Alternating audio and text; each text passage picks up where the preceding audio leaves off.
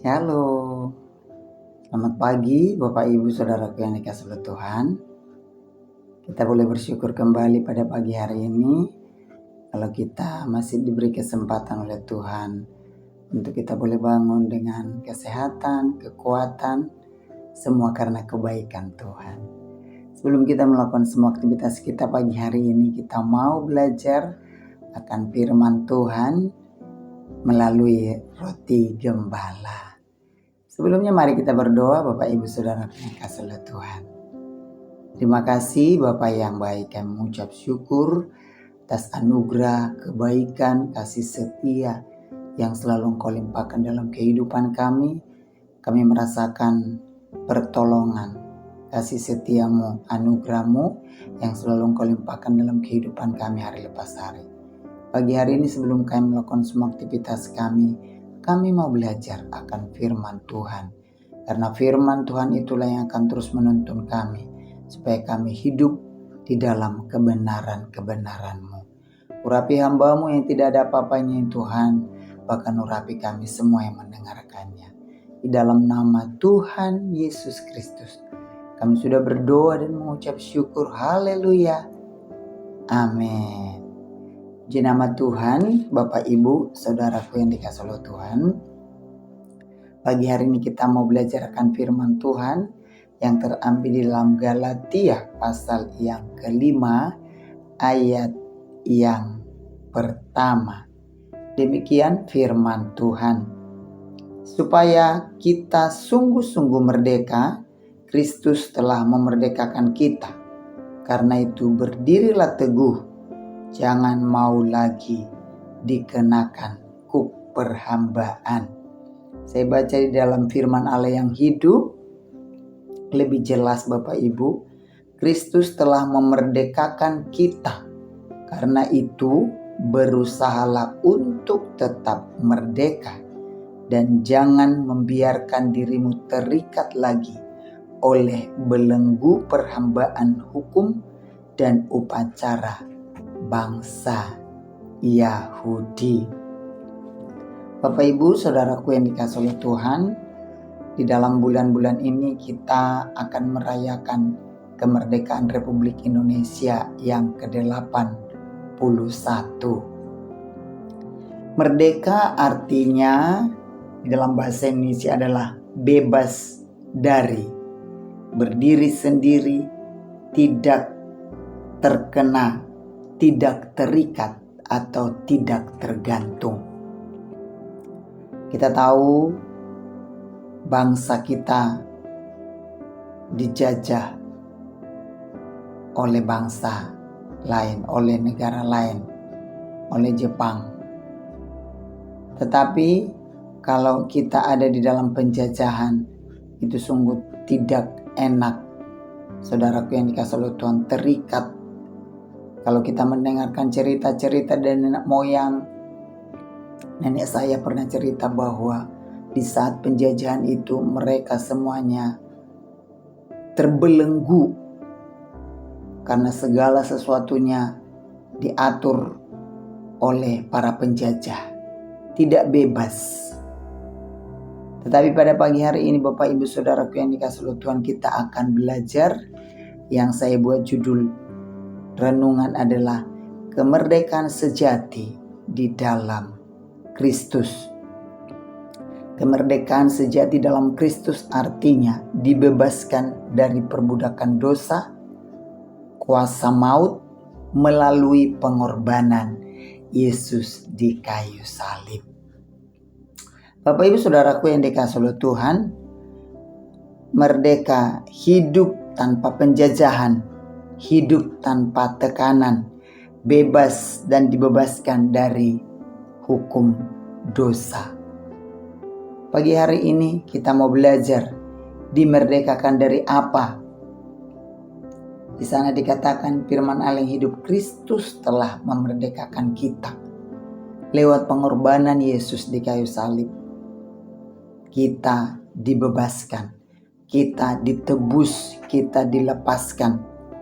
Sebelum kita mengenal Kristus, kita diperhamba oleh dosa, kita diikat oleh dosa, kita ditawan oleh kuasa dosa. Tetapi dengan pengorbanan Kristus di kayu salib, kita semuanya dibebaskan. Karya Kristus di kayu salib memutuskan belenggu-belenggu dosa. Yang pertama, kita belajar dimerdekakan dari apa? Yang pertama adalah dimerdekakan bebas dari kutuk dosa. Kita akan baca di dalam Roma pasal yang ke-8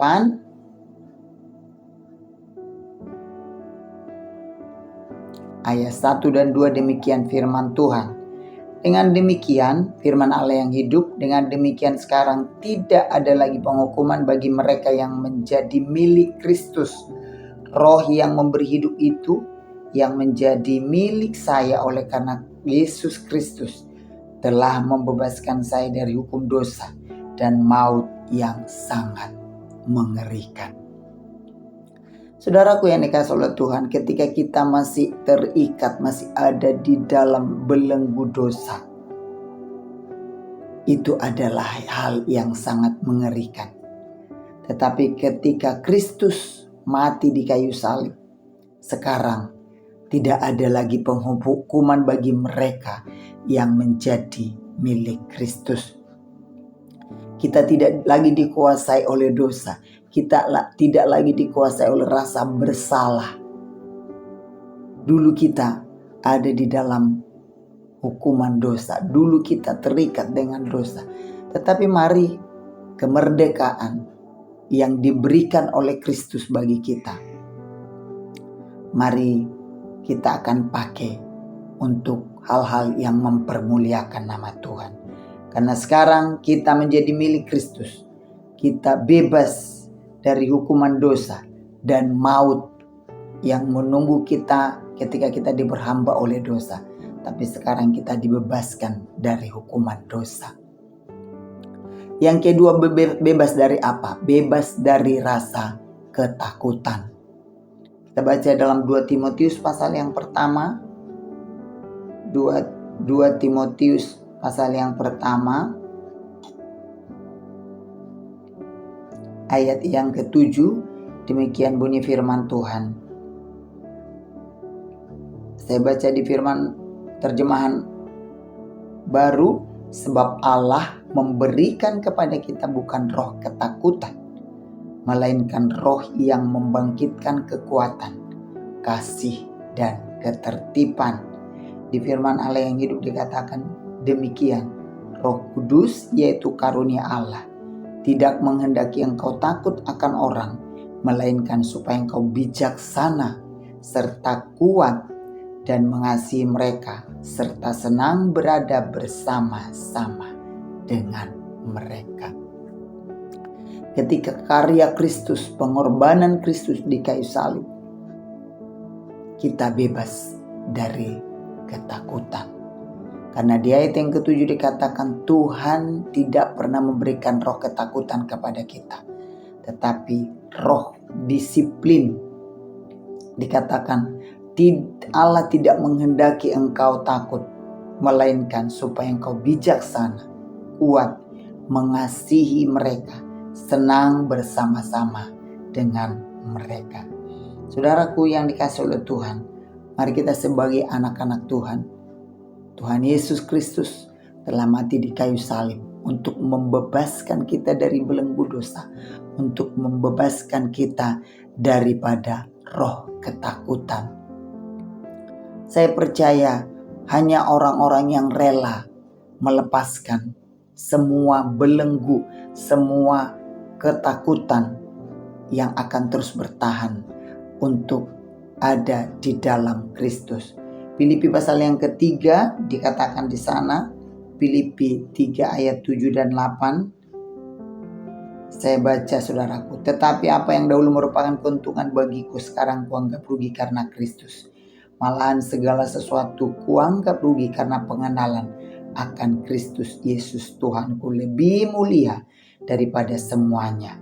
Oleh karena dialah aku telah melepaskan semuanya itu dan menganggapnya sampah supaya aku memperoleh Kristus. Rasul Paulus jelas berkata, aku menganggap sampah semuanya.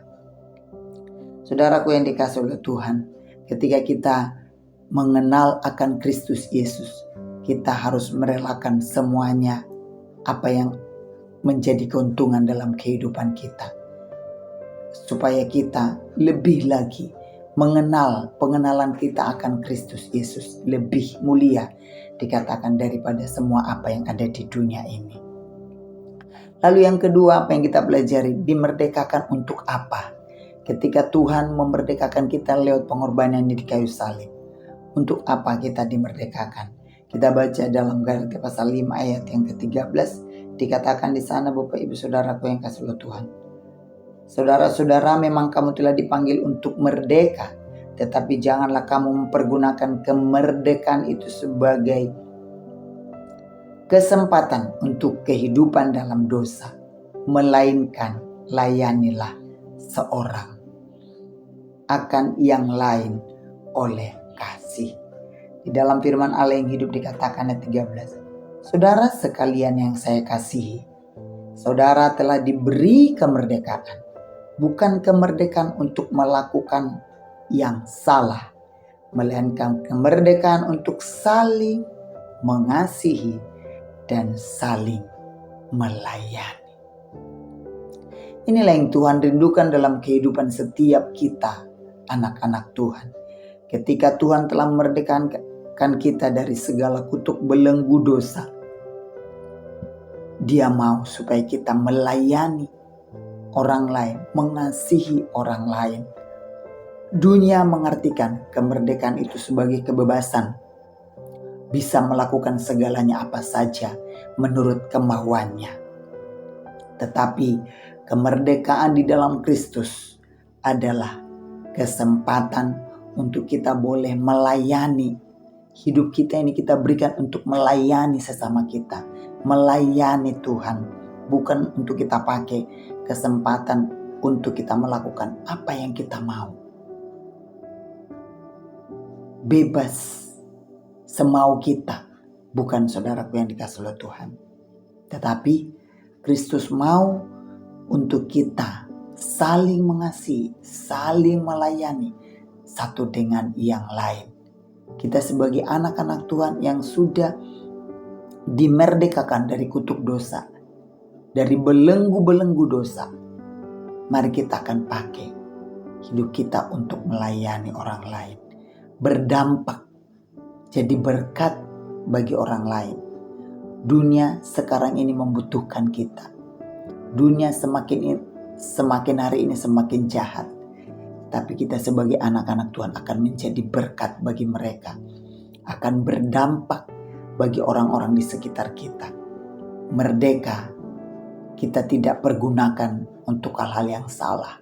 Untuk perbuatan-perbuatan yang tidak menyenangkan hati Tuhan. Tetapi kita melakukan semuanya kemerdekaan itu untuk kita boleh melayani satu dengan yang lain. Dikatakan, saudaraku sekalian yang saya kasih, saudara telah diberi kemerdekaan, bukan kemerdekaan untuk melakukan hal-hal yang salah, melainkan kemerdekaan untuk saling mengasihi, saling melayani.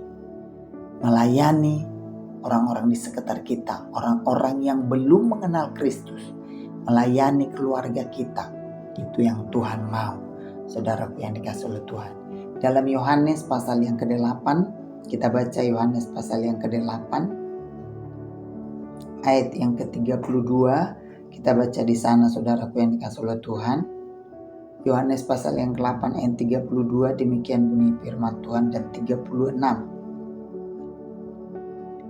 Dan kalian akan mengetahui kebenaran, dan kebenaran itu akan membebaskan kalian. Firman Allah yang hidup.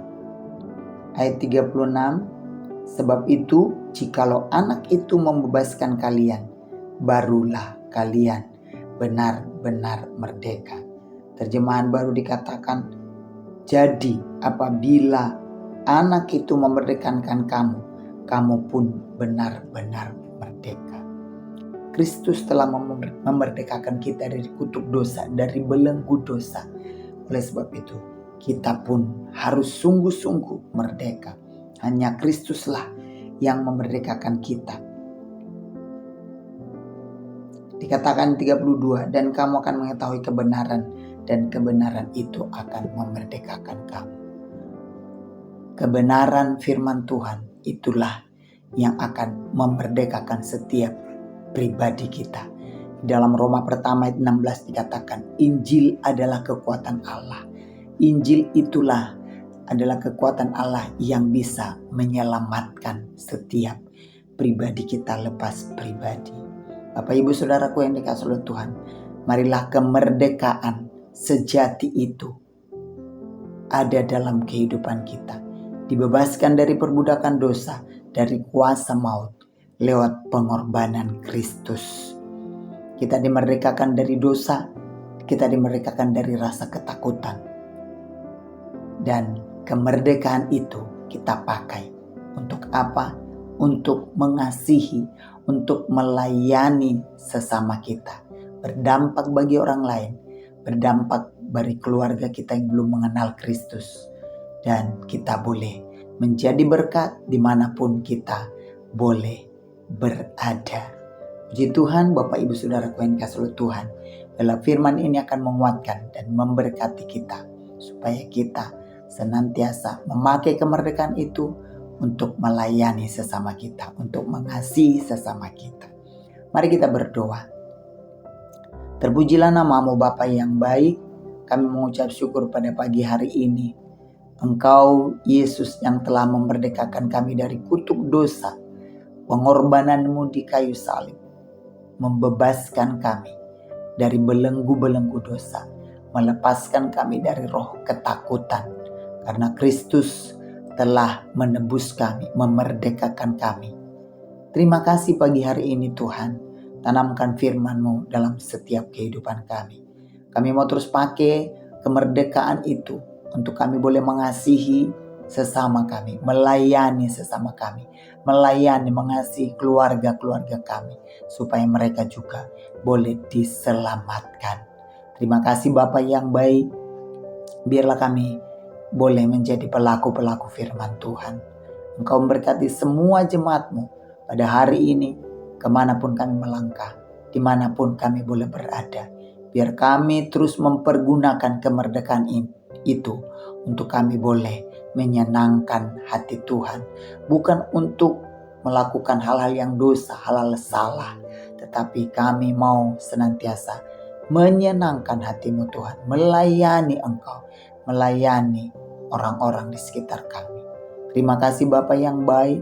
Terpujilah nama-Mu, di dalam nama Tuhan Yesus Kristus kami sudah berdoa dan mengucap syukur. Haleluya. Amin. Tuhan Yesus memberkati. Shalom.